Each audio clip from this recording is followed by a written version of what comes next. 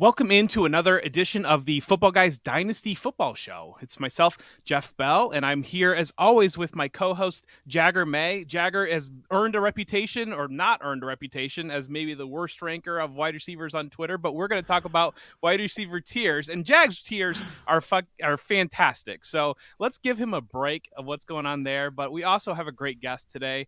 Matt Harmon has joined us as well of Reception Perception. Matt is the specialist of wide receivers when it comes to just football in general. And so we're thrilled to be able to have him on. But I'm going to kick off. Jag, how are you doing today? Are you handling the heat from your tiers, and you ready to bring some more heat? I handled the heat. It was fine. Like I said, like most people didn't even read fantasy. They really didn't make it to the dynasty portion. So that explained a lot of it. But like for Jeff, this is ideal for you. You know, you have like the best ranker, you have the GOAT. And then you have like the opposite of that, the worst of all time, the woat, if you will. So this is an incredible panel. And Well, without further ado, Mr. Harmon, welcome in. Thank you so much for being here. How's everything going for you right now? What are you working on, and kind of what's going on in life? Yeah, I appreciate both of you guys having me. You know, Jeff, we've done shows together in the past, so it's good to run it back. Jag, man, I've been following your work for a long time, and I think you're great. I'm glad to see that you have reached into, like, you've crossed over into real, like, NFL hardo Twitter, which can be a very fun place when fantasy and real life intersect. And as somebody that kind of tries to kind of walk that line a little bit with a lot of my content, it can be very fun when you get a mix up into there. So that's been great to see. I've enjoyed that.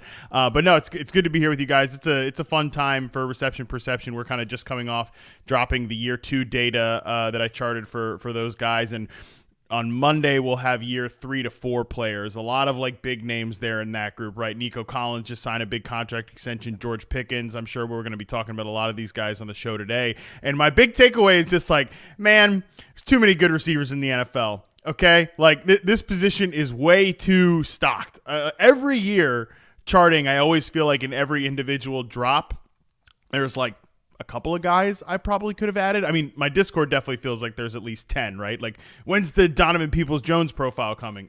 Never. It's never coming. But like, you know, this year I feel especially like, oh my God, like I just need, I just there's so many good receivers at each level of the game right now. So I mean, it's going to be exciting to talk about these guys today. Yeah. All right. Now we got our tier 1 wide receivers, and we've got 3 receivers in our tier 1. I guess I'm a little bit off the board with where I mixed them up a little bit, but Justin Jefferson is wide receiver 1, Jamar Chase at wide receiver 2, and CeeDee Lamb at wide receiver 3. Now I had Lamb at wide receiver 1. And when I looked at I'm kind of looking at the structure. He's playing with Dak Prescott. I assume that's going to stay together. I know that there's some contract situations in play there, but I have the assumption that will remain. I think his usage that we saw, especially that spike from, I think it was about week 5 on or so, was really encouraging. I think for Justin Jefferson, obviously we've seen the historic seasons that he's put up in the past, but playing now with a rookie J.J. McCarthy or with Sam Darnold, it's one of those things that if we were to scale it out and kind of put a grade on it, it'd be like a 100, 199 type thing. But now that's kind of my flip. But tell me why I'm wrong, guys.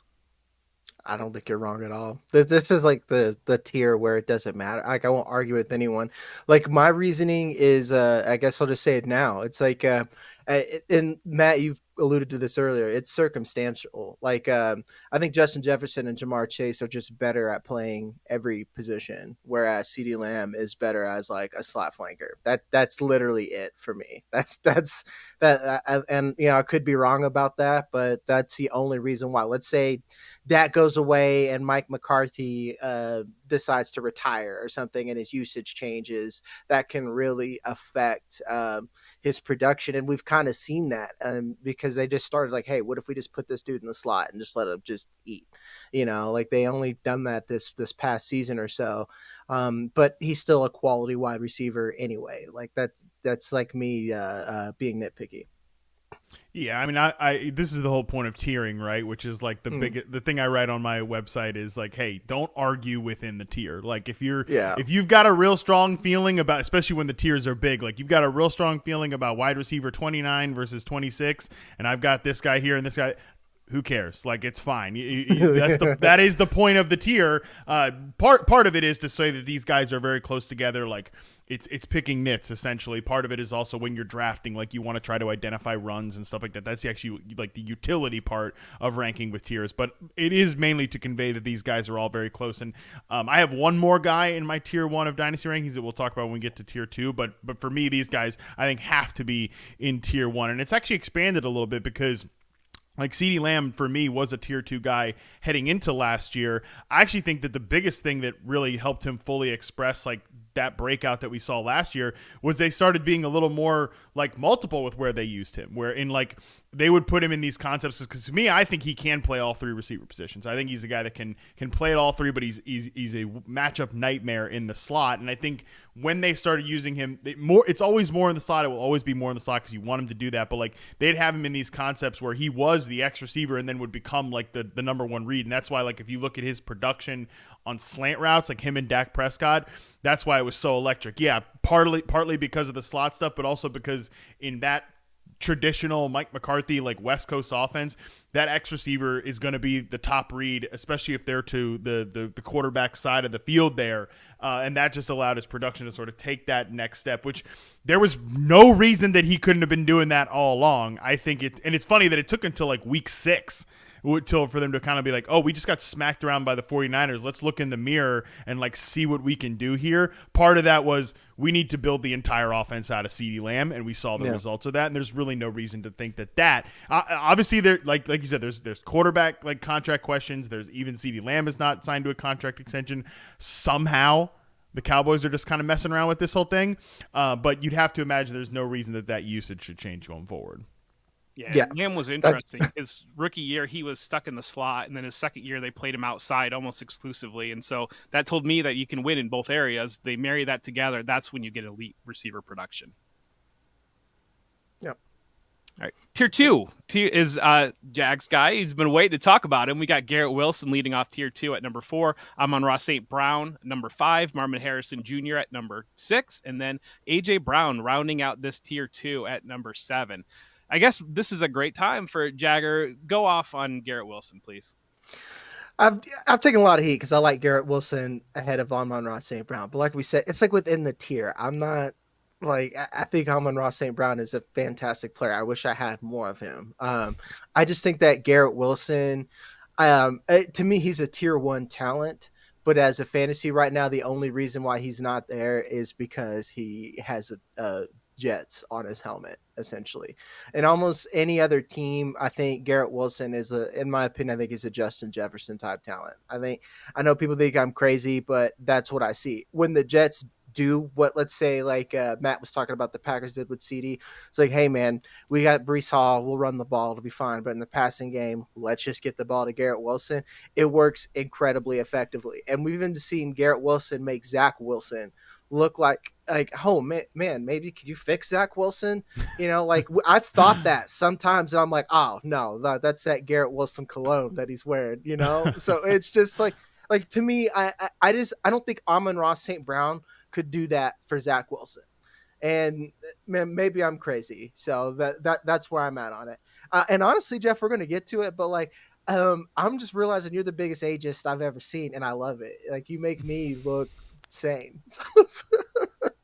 I am. Good segue. I've got Marvin Harrison Jr. as my wide receiver 4, and maybe that's incredibly aggressive, but when I'm looking at kind of stacking it up, and especially when it comes to maybe age curves, maybe production curves, I'm looking for players that can jump tiers is kind of what I'm looking for when it comes to dynasty valuation. And I want to grab those players early. And so I push them up higher in my rankings because I believe Marvin Harrison Jr., when it comes to just the wider conversation, just potentially production, whatever it might be, I think he is the player in this tier that has the most potential to jump up into a tier 1 wide receiver. And so I'm going to put him at the front of my second tier because I think he can jump up into the first tier. We talked briefly about, don't argue within tiers. And so kind of when you're breaking it down, like, I'm looking for the player within that tier that has the most potential to ascend to the next tier. And then kind of on my back end of the tier will be the player that I think is most likely to move out of that tier. And that's kind of how I end up ranking within tiers. Yeah, I'm a little conservative probably more so than you guys are in terms of rankings, definitely with rookies and also older players too. Like I'm going to be the guy defending a few old players throughout the quote old players. It's funny how quickly we move guys from like squarely in their prime to he's old when we're doing these dynasty discussions. But with rookies, I can be a little conservative with like their initial ranking, but I'm with you, Jeff, that like Marvin Harrison Jr. could be a tier 1 player by October, like that's how quickly that this could happen. And I think that that's important to like remember. Like when I do my dynasty rankings, I always include like a notes section, and I think I literally wrote in his notes like, yeah, he could be a tier 1 player by October. Which honestly, maybe by that logic, I should probably push him ahead of some of these other players that I think might be stuck in tier 2. So there's definitely a couple of times through the course of this show where I might like kind of heat check myself a little bit. But bringing it back to Garrett Wilson, it's funny because like, we're starting to get this way with Garrett Wilson. Well, there's a little bit of rumblings of like, yeah, but like we all think he's really great, but he hasn't been efficient. He like some of the efficiency metrics aren't that great, and it's such an off-season thing to do because brother, like anyone who has paid attention, if you've been misfortunate enough to pay attention to Jets football and like Garrett Wilson's career, and how can you not be, because they're on prime time all the time, and they're going to be this year too. So like Aaron Rodgers, please, whatever weird rituals we got to do to keep him healthy. We know Rodgers will be down for it. Like let's keep him healthy. Like we need Aaron Rodgers on the field this year because like they've basically done that already in terms of building the plane out of him from an offensive standpoint. 5th in first read target share, 1st in air yard share. Like he is the entire passing game, and people are like, yeah, well, he still hasn't been efficient. It's the quarterback play, man. It's only the quarterback play. And I'm with you that Jag, that I have both these guys at the top of tier 2, so I don't want to hear a lot of debating about it, but I have Garrett Wilson 5 and Amon-Ra St. Brown 6 in terms of my overall rankings, and they're both at the top of tier 2 there, just because I do think that Wilson has the best potential of anybody in tier 2, maybe Marvin Harrison aside, to be like a tier 1 guy. And we do this with receivers sometimes where, well, what's going to happen after Aaron Rodgers? And number one, like, let's worry about that when the time comes, because we did the same thing with Justin Jefferson. What's going to happen after Kirk Cousins, which, we got a first-round rookie quarterback, which is about the best that you can hope for. Hopefully McCarthy works out. Every receiver is at risk of losing production because of drop-off in quarterback play. We've already seen Garrett Wilson with the stone worst, and like end-of-season production still hasn't been that bad. The worst, guys. I mean, like, Tim Boyle is worse than a third-string quarterback. Like that is what objectively true. Look at his college statistics. He is like the worst. Let's put it this way: if Gardner Minshew, who I think is worse than a baseline quarterback, or maybe he's baseline now, Gardner Minshew, where he can win you games, he's never going to get you deep into the playoffs. We all think that he's probably better and like a high upside backup. If he was on the Jets would have been a playoff team. Let's just say that, guys. Like it's insanity. It's insanity. People read the box score a little too much sometimes. And like you made a great point. It's off-season talk, because I've seen people talk about his ADOT. I was like, that's nothing about Garrett Wilson. Zach Wilson just can't throw, dude. They're giving him easy plays.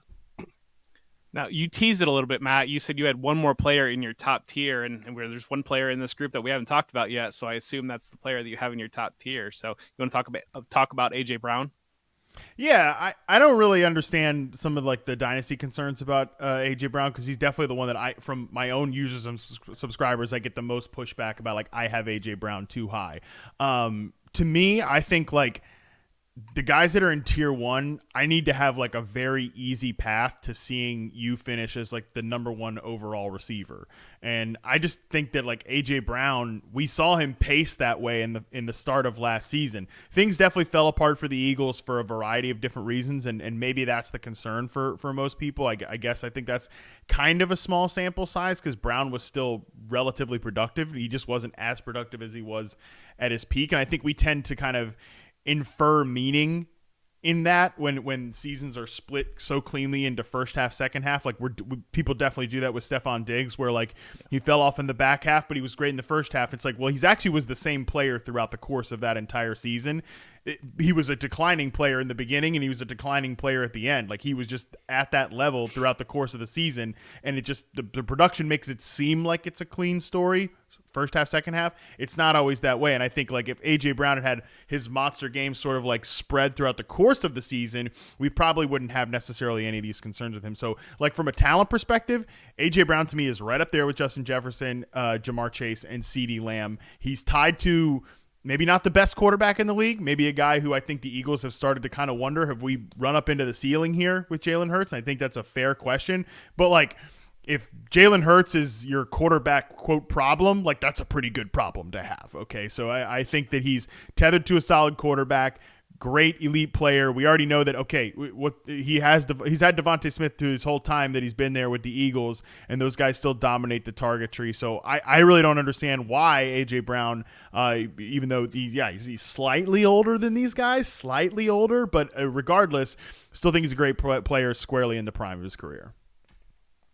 Environmentally, the addition of Saquon Barkley, do you see that as something that can raise the tide and push the Eagles offense up, or do you see that as something that can kind of less pieces of the pie to go around? Yeah, and it's funny because now I'm going to kind of talk out of both sides of my mouth here, and that like I have very little conviction on what the Eagles offense is going to look like. Just because I think that there's a lot in the way that Kellen Moore calls plays that's like fantasy bait. Where they play really fast. They do a lot of pre-snap motion. Their run-pass ratio is generally pretty favorable to the pass. Like that is check, like fantasy analyst catnip. But at the same time, I think there's some, to me, I think that there's some oil and water in terms of how that type of offense is going to work with Jalen Hurts. I either think we're going to see Jalen Hurts like need to make some pretty big adjustments, or Kellen Moore is going to need to make some pretty big adjustments. So I think some of that stuff is great. Like I could sit here and say like, oh, the way the pace they're going to play with is going to be better. The way they're going to use motion is going to be better, because I think there's been a lot of static sort of vibes with that Eagles offense, even when they were very good with Shane Steichen. And I think that's what makes me think it could be more of a quarterback thing than a play caller thing. So I think Kellen's actually the pretty like interesting figure to consider when we're trying to project the Eagles. But when it comes to Saquon Barkley too, I think having a more consistent run game is probably like the foundation that offense needs to have, because last year it just it was not the same. I don't think that necessarily has to be that it was the running back's fault, but I think some of that is a DeAndre Swift thing. So getting Saquon Barkley in there and getting that sort of rushing ecosystem back to where it could be, that's where I think the offensive buoyancy overall can be a plus this season. Mm-hmm. Me and Jeff have said that same point. Like DeAndre Swift is not Saquon Barkley, and I'm a huge Swift truther. Yeah.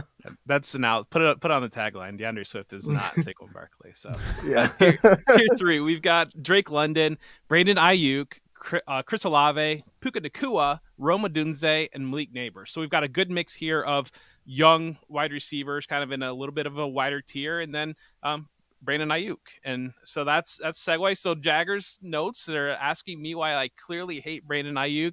And my thoughts on that, largely part of it's, well, why do the 49ers hate Brandon Aiyuk? Why don't they want to pay Brandon Aiyuk? Why doesn't anybody else in the league want to? If Brandon Ayuk's on the block, you would think somebody in the league would fall over themselves to go out and acquire Brandon Aiyuk and pay Brandon Aiyuk. And so I maybe some of that bleeds in a little bit. Some of it's sitting in a San Francisco offense that, while it's very high ceiling in that offense, it is also a lot to go around within that scheme. And I think that we were hoping maybe that either Aiyuk would go to a clearer situation, or Deebo Samuel might get moved off and you'd get a little bit of a cleaner look there. But it looks like now you're going to have those pieces still in that offense. Aiyuk, 26 years old, stepping into 27 years old. You're starting to get into that back end-ish of the dynasty age-ist curve. And so I think that there's just a lot of environmental factors surrounding why I'm a little bit lower on Aiyuk than what a lot of people end up being. That's actually pretty fair point, specifically about like the age thing. And like I said, I don't know the 49ers are trying to win. So that's why they're trying to like hoard all these receivers like Infinity Stones. They don't care about our fantasy teams, like each receiver can switch every game and have a big play, or be sitting around and blocking. So it's really frustrating as a fantasy manager. But again, it's the same thing for me. I like guys because I think Brandon Aiyuk is a tier 1 level talent player, He's just like, and like to selfishly talk about my Patriots fandom, I don't know why they haven't called. I like get Brandon Aiyuk for Drake May right now, like someone like that. Like it clearly a team with a young quarterback that needs a number one that they could feed. Like why didn't the Panthers do this or something? I mean, I guess Deontay's like cheaper, less fun diet.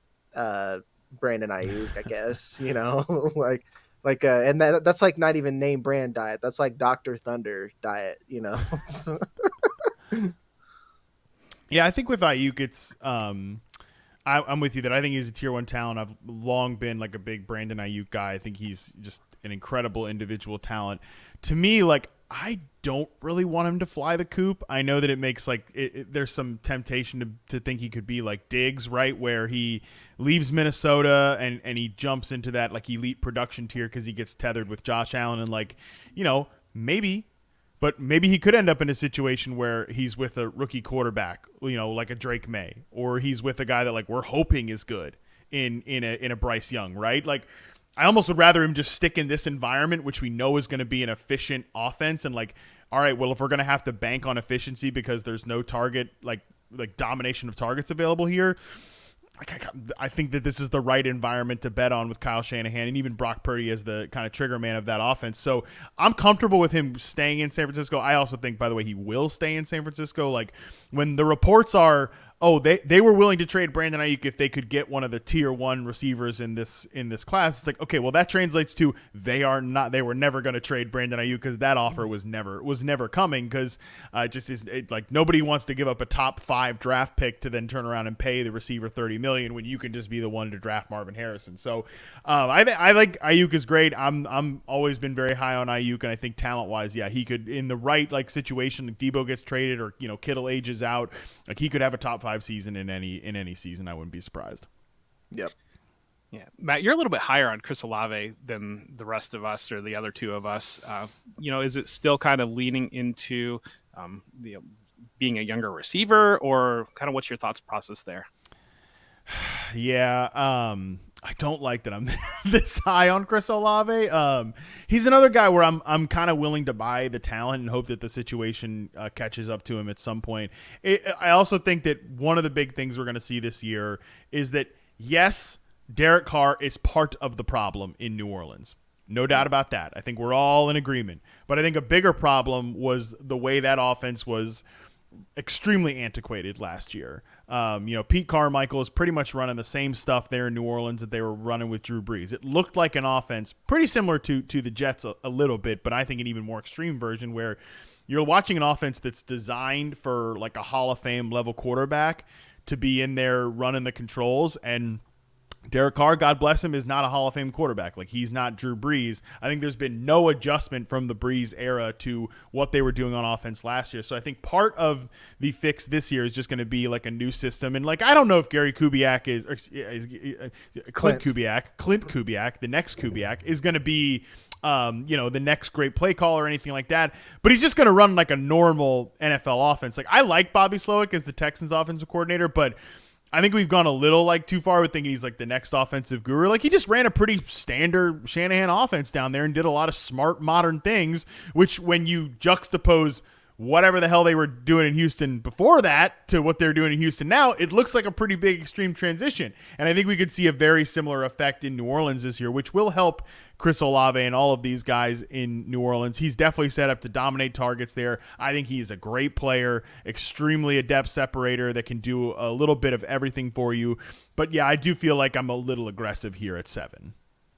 I actually love it because I love Chris Olave, the player. I hate the Saints, man. Like you said that, like Derek Carr was part of the problem. Let's just take it all the way. I think Dennis Allen's a problem.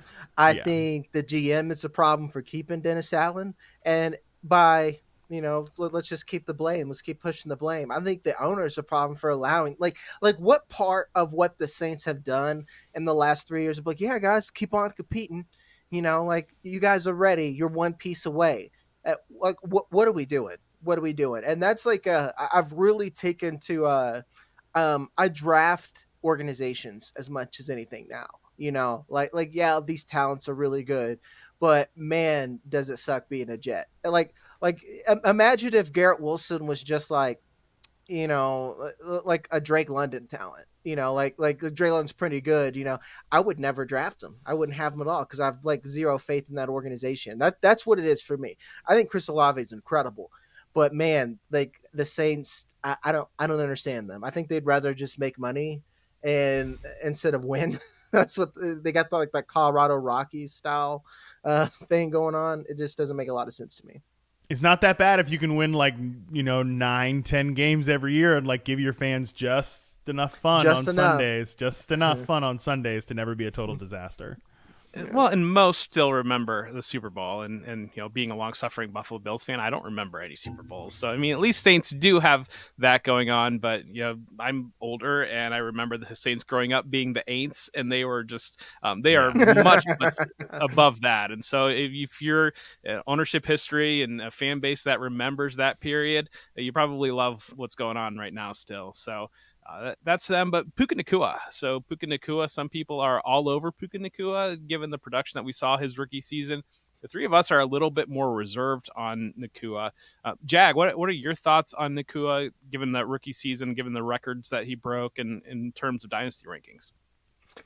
And again, a lot of the same themes that we talked about in the other tiers, where I love Puka Nacua for what he is, and like he's someone that I liked pre-draft. Like Puka Nacua single-handedly kept me competitive in Scott Fishbowl because I stashed him. Like I did better at Puka Nacua in redraft than I did in Dynasty, to be honest. But for me, it's two things. I don't know what they're doing at quarterback in the future, and I don't. Puka Nacua in a vacuum isn't as talented as even the wide receivers I think in his own tier. And that is a hard thing to say because I think he's very, very good. I just think that like these guys are just effing great. Like these guys are just studs. And that's like, again, we got to nitpick, guys. Like I'm forced to make these rankings and publish them on a website. So that's what I got to do. I'm not saying Joe Bryant has like a gun to my head. It's like, rank Puka Nacua at 7, or actually lower than that. But that's kind of where I'm at. That is a very, I guess in some ways it's, vanity reasons why, like he's on the Rams, Matt Stafford's old, and I don't know outside of McVay if he's as good as everyone else. I get the stats. He broke records. I understand it. Maybe I'm crazy. You guys can educate me. I think we've already I think we've accounted for the jump that Puka Nacua showed us last year, like in ranking him here. And like it's got nothing to do with like draft capital or whatever. People will say like, well, okay, well, what if a guy like JSN was the one doing this, he'd be like the number 1 overall dynasty player because he was a first round pick. Well, not if the film still looked like JSN. Like, no, he wouldn't, right? Or like, I don't care what he's producing, because like, and with Puka Nacua, like, I think the film is very good. Like I think it's worth being a tier 2 receiver. I do wonder if he can, like, I think he needs to take a jump to then be considered like a tier 1 receiver in the league, or just in our dynasty rankings here. Like, yeah, I'm with you that when I look at the guys that I have ranked ahead of him in tier 2, which is Garrett Wilson, Amon-Ra St. Brown, Chris Olave, Brandon Aiyuk, and Marvin Harrison. Obviously, we haven't seen him play. Like those guys are all more talented in a vacuum for sure than Puka Nacua. Yeah. Now, when you get to like Drake London, Devonta Smith, which is where I've kind of got him bucketed there. Like, yeah, I think he's as talented as those guys. And those guys were top 11, 10 picks in the draft. So, like, I think we've already accounted for him making a huge jump here. But I also think, like, yeah, he if you're going to rank him as a top 5 receiver just based on what he did last year, like a tier 1 guy, you're expecting 1,400 yards and, 105 catches every single season. But, like, I think it's very possible that he could have 100 catches and like 1,200 yards and 7 touchdowns this year, and that would make him like the wide receiver 13 last year. I think that's well within the range of outcomes. There are 109 catches, 1,100 yards, 1,152 yards, 4 touchdowns. Like that was Michael Pittman last year, which isn't bad. I think there's a really high floor for this player. I do think that for him to be considered like in that next group, I do need to just see a tiny bit more, which maybe sounds hypocritical when we've put like Garrett Wilson, all these guys ahead of him and stuff like that. But that's why it is important, I think, to watch these players. And, he's set up in the right offense, right? He's set up in the right situation. Love the way he fits with the Rams. But I do just think we need to see a little bit more before jumping him into tier 1. Yeah. Yeah. That was one of the things we talked about in our last episode with Sigmund Bloom, talking about how coaching and environmental factors can be so huge. And the Rams really looked at Puka Nacua, said this guy can win in the middle of the field on curl routes and smash defensive backs in that area. Let's do that. And so he kept doing that over and over. And then that allowed him to grow and work and operate in other areas of the field to kind of build off that. It's kind of one of those things that you got a pitcher that comes up with a 100-mile-per-hour fastball can blow it by people originally, but he's got to have work on the second pitch, third pitch, and Nacua did show the ability to do some of that later in the season. So I get it. But and then lastly, my Malik Nabers rank, it's kind of the same concept as Garrett Wilson. I'm going to push somebody to the front of the tier that I think has the most potential to rise tiers. I think Malik Nabers, if I look out of it, maybe the argument is for Puka Nacua, but if you look at anybody of this tier who has the most potential to end up in the first tier, it's probably Nabers or Odunze. And so kind of I'm a little bit more aggressive on ranking them relative to not seeing the production yet. We can move into tier 4 now. Tier 4 are a little bit more of our seasoned, experienced receivers. We've got Tyreek Hill, Nico Collins, Devonta Smith, Michael Pittman Jr., Jaylen Waddle, and DJ Moore. And Jag wants to know if Michael Pittman is too old for me. Kinda. Pittman is fascinating to me when it comes to the conversation around him, the conversation to his fantasy value, because I think we kind of saw maybe the best of Pittman last year, 109 receptions, 1,100 yards. And he was like right on the fringe of being a wide receiver 1. And so a lot of people are very aggressive on where they value Pittman Jr. But I look at that situation, the addition of Adonai Mitchell is a player that I like quite a bit. He gives them the opportunity to win more vertically, kind of having Anthony Richardson second year development. Josh Downs, I think, operates maybe in a little bit of the same areas of the field as Michael Pittman Jr. I just think he's a solid player that is not really spectacular at all. And so I'm a little bit more conservative when it comes to him in Dynasty, especially. He's going to be 27 years old as the season begins, or right at the beginning of the season. So that's kind of, you're stepping into that area of any downturn at all, or the change with adding Mitchell, anything like that is really going to be a massive hit to his Dynasty value. So that's why I'm a little bit more conservative when it comes to ranking Pittman. Yeah, and I kind of see you because I'm pretty bullish. I've been tearing down to Pittman, and I don't believe in Dynasty to rip apart your roster. So I'm like, I'll move AJ Brown for Pittman plus. I might not win this year, but Pittman is still a low end wide receiver 1, high end wide receiver 2, and on the plus I've been getting first rounders, so I'm like, cool, I'll take Pittman and Xavier Worthy and see what happens, maybe flip Worthy later. That's getting into the weeds of strategy or whatnot, but I get what you're saying, because if you think about it, if Drake London and Michael Pittman were shoes, Drake London would be Jordan, Michael Pittman would be New Balance. It's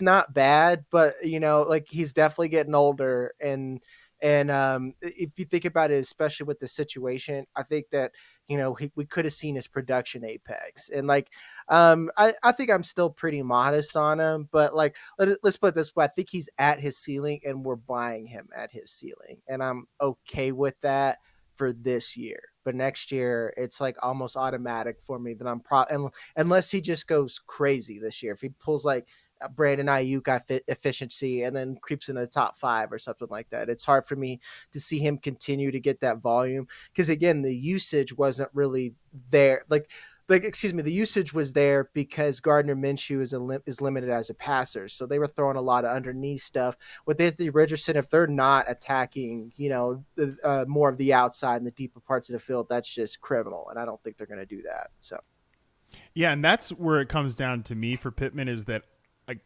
I think that he's been used the way he's been used the last 2 years because of the quarterbacks that he's played with. Now, I think that does create some high efficiency for the quarterback, and like it gives them an easy first read. And I think that he will continue to do that with Anthony Richardson at quarterback. Like he'll continue to run these kind of crossing routes, RPOs, stuff like that, because it'll be like an easy, hey, we want to increase Anthony Richardson's perceived like accuracy issues and like completion percentage and stuff like that. Michael Pittman's going to be open over the middle of the field, and we're going to give him easy reads there. We also have Josh Downs to do that, which I think also then will, like, anyone that regards Gardner Minshew as like a positive for Michael Pittman's production, I think is crazy. Like he presents such a capped ceiling on an offense. Like they had to do so much to cater to just make that offense functional last year, and they were still like a bottom 15 offense in like any efficiency metric. It was not a good offense last year. Obviously with Richardson, there's a risk here, but I think the fact that you see Michael Pittman, like from a reception perception standpoint, his corner route, out route, comeback route success rate is still really high. Like he's a 93rd percentile player against press coverage. Like I think there's more to be mined out of his game, that we could come out of this year thinking like, okay, yeah, Michael Pittman didn't catch 109 balls this year, but he caught 90 and they were a little further down the field. Maybe there were more touchdowns than 4. So like I'm willing to give up some of these like cookie cutter catches that we've gotten with Matt Ryan and Gardner Minshew, and maybe just push the ball down the field a little bit more.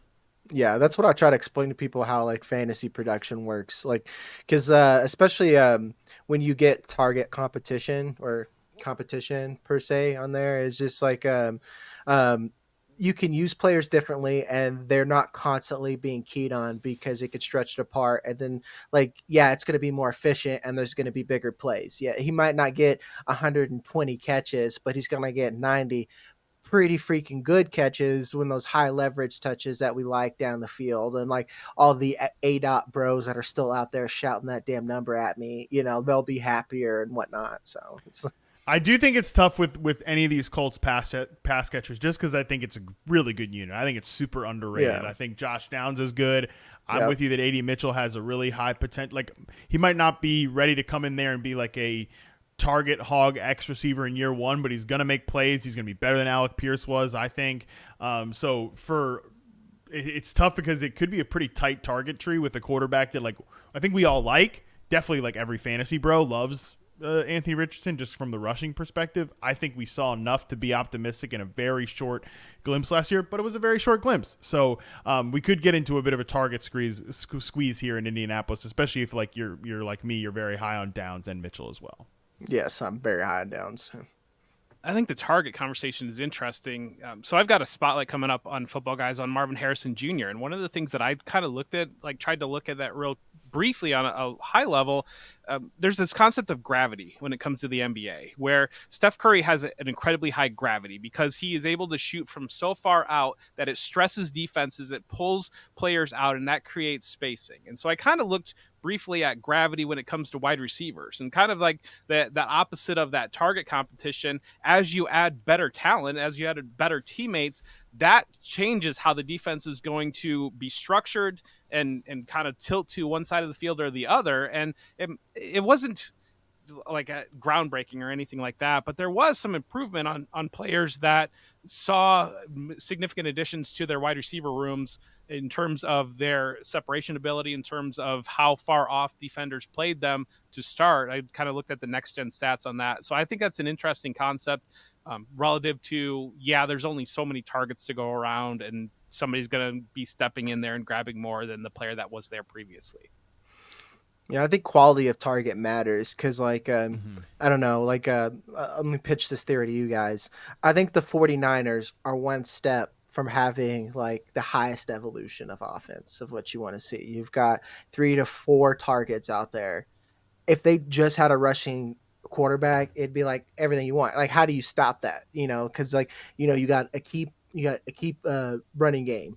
And if you marry your passing game with the play action, then that's great. Then you have a quarterback that can make things happen if things break down and everyone's open. And my point is like, I was arguing last season this time on Brandon Aiyuk because I was like, the 49ers are so efficient that yes, he's going to have lower targets, but the way this offense is designed, his quality of targets is better. Every time he gets a target, it's just better than some BS like Jaylen Waddle rookie's season target or something like that, which was like great for PPR, but it was BS. Let's just say it, like it's a little Mickey Mouse sneak and dunk crap. That's what you almost want, more competition there. And I know, Jeff, you're trying to talk about Trey McBride just a little bit there. I know you want to. McBride in that. No, Yeah. I did talk about. I said he was going to be a big benefactor of having Marvin Harrison Jr. in the same room with him. Well, relatively, maybe down the hall, but yes. So, Matt, this is a Dynasty show. When does age concern you in Dynasty, or is it just kind of production?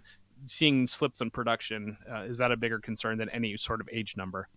Yeah, I think it's situation by situation. Really, it's player by player to me. And I have said this a lot with perception, that the thing I'm least confident projecting is age curves, because sometimes you'll see or age curves and age cliffs, really, because sometimes you'll see just two examples kind of from recent seasons.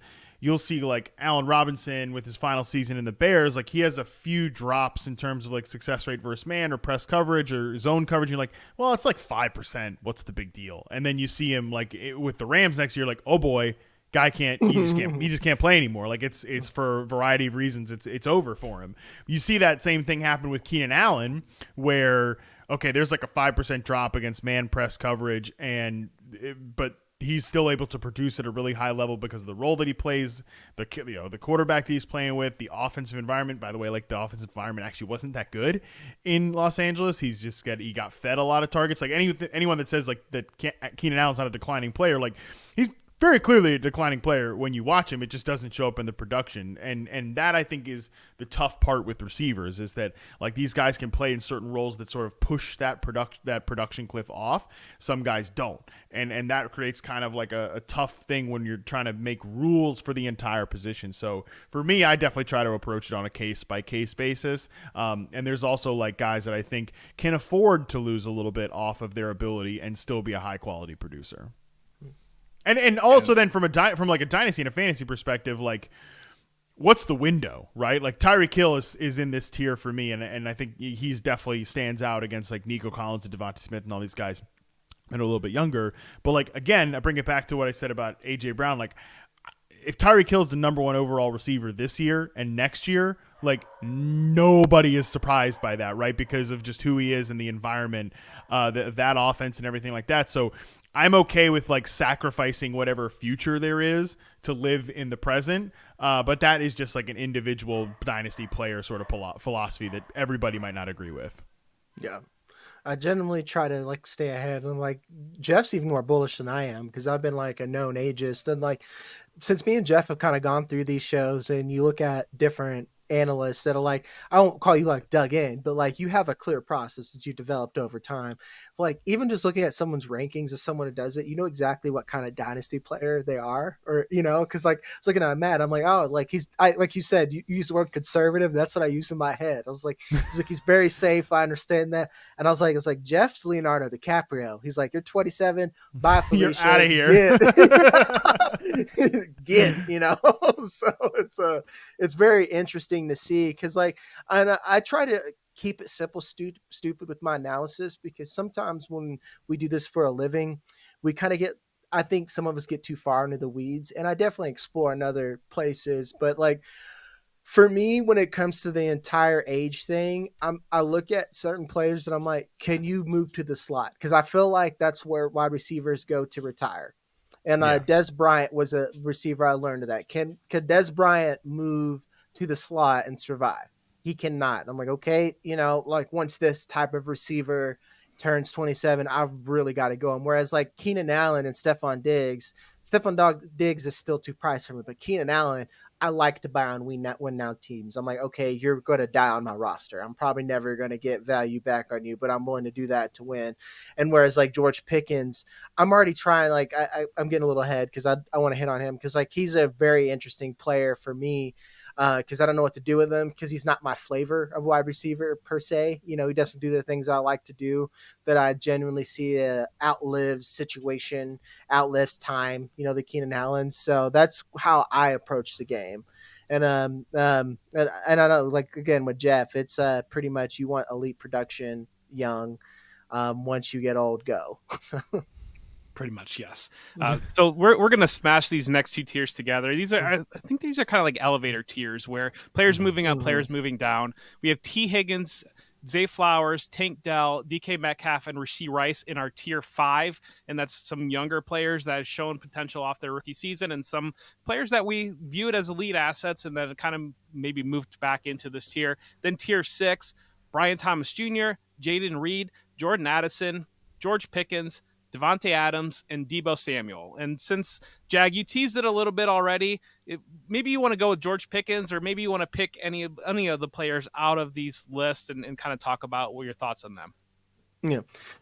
As a devout disciple of your work, Matt, I meant, I guess we're teasing a little bit of like what you think about George Pickens. Cause like, he's another player. Cause, again, like getting the pulse of the NFL diehards, or like everyone is, thinks I'm entirely too low, and he clearly has a path to wide receiver. Let me say that he has a perceived path to wide receiver 1 success. What do you think of him as a player? Like, do you think he can make the leap? Because, like, I think he's an athlete. I think he's a really, really good athlete. I haven't seen him be a good receiver yet. Does that make sense? Yeah, I think he's a tough guy to get a handle on. And I think I've said basically since he came into the NFL that you like can't have a normal conversation about George Pickens, because there's like some extremes on both sides. Like there are people that say like he can't get any separation and he sucks, and then there's like the people that probably who have been in your mentions that he's like he's secretly an elite receiver and all of you guys are just too stupid to see it. And like neither one of those things is true, and the truth is somewhere in the middle. So like you can't really have a normal conversation about him because it's weirdly like polarizing. I just think he's a tough player to get a handle on, because there are some good moments, there are some down moments too. Like we definitely throw all of the faults and like the volatility in the production into sort of like it's Kenny Pickett's fault, it's Matt Canada's fault, it's the scheme, like all this stuff. Some of that is George Pickens too. Like some of that is the way he plays and the type of receiver that he is. I've always kind of had this strange sort of like, I don't really get it sort of thought when people are like, well, we need him running less vertical routes. Like he needs to run. I'm like, what are you talking about? Like that's the best stuff that he does.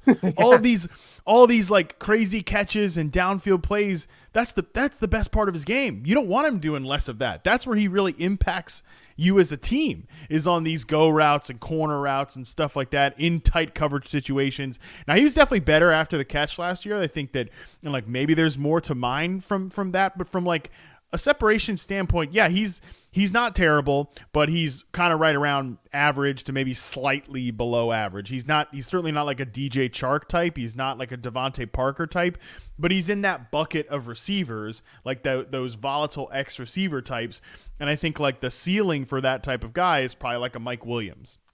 Like no, there's none wrong with being Mike Williams, but I do think that some people have like a higher perceived value on Pickens there. So like I said, it's tough to get like sort of a pulse for him. His profile will be up on the site on Monday. I'm like kind of halfway done with it right now, and my opinion on Pickens hasn't really changed all that much based on the film so far this last year.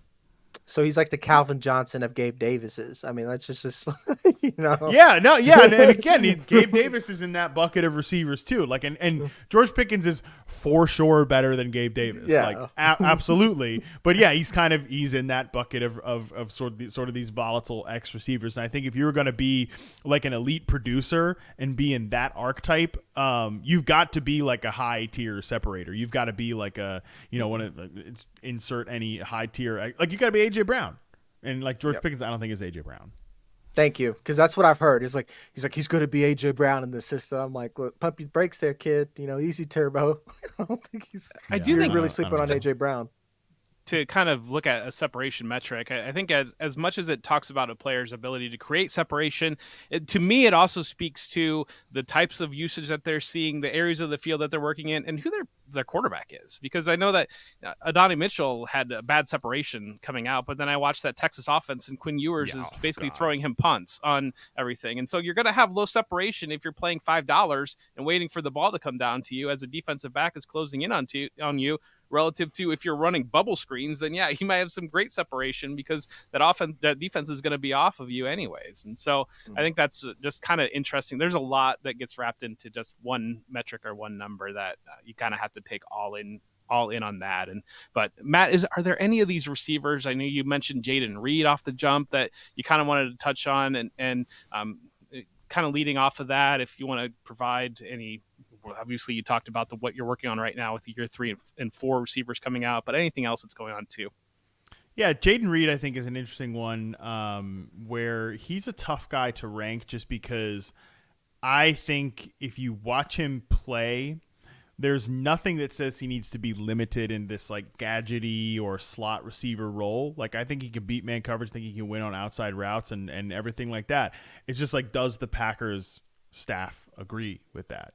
Because in my opinion, if they run out, like Romeo Doubs and Christian Watson as like the 2 receiver set for the first few weeks of the season, like I guarantee you by week 4, Packers fans are revolting of like, why is Jayden Reed just like not on the field for every single snap? I think that would be a huge mistake, but teams get stuck in these positional archetypes. Like I also thought for years that there was no reason that like Curtis Samuel or Elijah Moore couldn't be like outside receivers, and like coaching staffs have just kind of continually disagreed with that. And, maybe they're right and I'm wrong, but I think that Jayden Reed is sort of like, as much as I love him as a player, I do think there's a little bit of like some of those warning signs there, especially because I also feel like Dontavian Wicks is a guy that needs to be on the field more. So like, who's the loser in this situation? Because I think that like Christian Watson and Romeo Doubs are good to a certain degree. I think that Wicks and Reed have higher ceilings. Like, they are the type of receivers I would want to bet on. But like, Watson does bring you some value as a big play threat. Doubs is like kind of a grass eating, snap eating, like X receiver type that like maybe no one else on this team can kind of play in that role. So it's difficult. I think the Packers generally, from a dynasty perspective, it seems like cheap analysis, but like we're going to have a lot more clarity by like week 8 and maybe even like deep into the season than we do right now. But like, that's just kind of the reality of that room. Mm-hmm. Can we talk about Jordan Addison real quick? Sure. Yeah, talk about Jordan Addison. I guess I want to like, I was really surprised that you guys are even like lower than I am in some cases on him. And I think we're all in agreement that he's never going to be a wide receiver 1. And that's like kind of like capped his upside, right? Is that like the collective like agreement? Yeah. I mean, like he just, number one, I don't think he's that good. Like, I think he's good, but I don't think he's that good. I think he's a pretty limited player.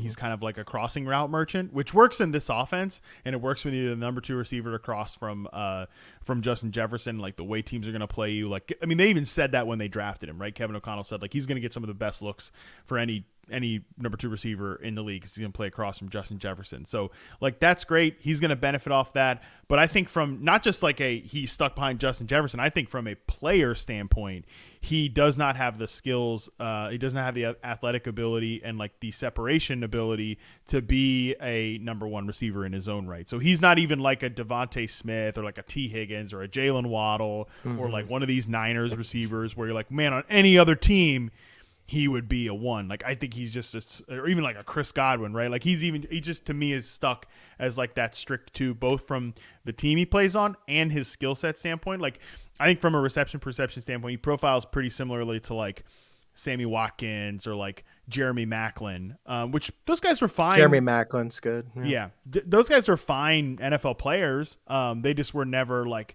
high ceiling guys. So and now we're looking at him as the number 2 receiver, maybe number 3 when Hawkinson is healthy on like a rookie quarterback. Like, I think he's a guy that could lose a lot of dynasty value this year. Yep. I agree there. All right. Well, that's what we've got for today. Matt, thank you so much for being here. We really appreciate you. Were so receptive and really excited to come on when I reached out to you. Is there anything you want to plug and lead out or tell people where to find you? Boys, I appreciate you having me. This is super fun. Like I said, it's such a crazy position to try to rank right now just because there's so many good players and like you've really got to break a lot of difficult ties. So this was a super fun show, and thank you guys for having me. If people want to check out my work, you can find me on social media, Matt Harmon _BYB, and of course receptionperception.com is where my dynasty rankings can be found if you want to sort of dive into those. And also we'll be dropping year 3-4 receiver profiles all next week starting on Monday. Pretty interesting group. All the groups are interesting, but this one is very interesting indeed. Well, for that, I'm Jeff Bell for the Football Guys Dynasty Football Show. Thank you so much out there for enjoying this content. And we've seen some great reception to me and Jag working together and be able to bring people like Matt on. But Jag, why don't you take us out? Yeah, guys, make sure to do all the social stuff, like, subscribe, and if you like this video, let us know. If you disagree with us and think we're crazy about George Pickens, I'm sure you'll let us know. And then, like I said at the beginning of the show, we are doing a listener league, so if you had any interest in that, hit me up on Twitter. You can always just like shoot us a comment in that video. There's several ways to get a hold of us, and once we get out the details, we will be reaching out to you.